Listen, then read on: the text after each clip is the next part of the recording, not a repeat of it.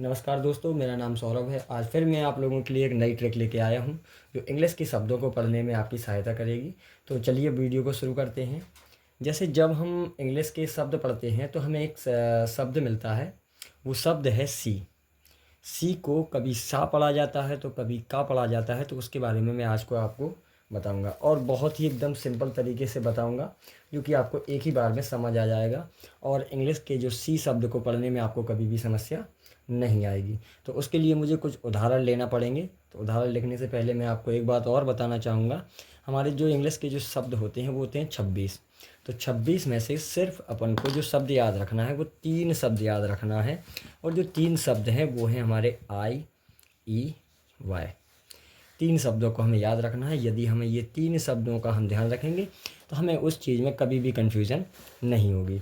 हम यहाँ पे शब्द लिख रहे हैं कुछ, जैसे हमने पहला शब्द लिखा CYCLE, साइकिल। पहला हमने शब्द लिखा साइकिल। दूसरा लिखा हमने CAR, कार।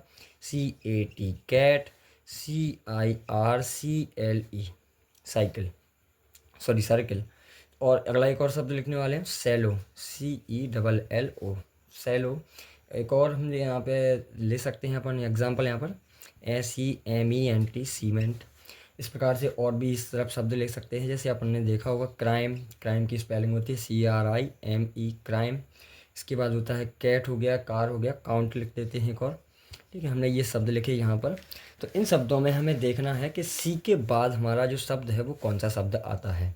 तो यहाँ पर देखो सी के बाद वाई है तो हम यहाँ पर इसको पढ़ेंगे सा। क्या पढ़ेंगे यहाँ पर? सा पढ़ेंगे। और यहाँ पर देखो सी में जो हमारे जो 3 शब्द हैं ये वाले शब्द इसमें मैच नहीं करेंगे। इसका मतलब ये होता है कि आई, ई, वाई के अलावा कोई भी शब्द यदि सी के पीछे आता है तो हमें वहाँ पर का पढ़ना पड़ता है। क्या पढ़ा जाता है वहाँ पर? का पढ़ा जाता है। यदि इन शब्दों के अलावा कोई भी अल्फ़ाबेट आता है इंग्लिश का, जिनमें से 3 हटा दिए जाते हैं तो 23 कितने बचे अपने? 23 में से कोई सा भी अगर अल्फ़ाबेट आता है तो हम उसको पढ़ेंगे का। और यदि ये 3 शब्द आते हैं तो उसके लिए हमें पढ़ना पड़ता है सा।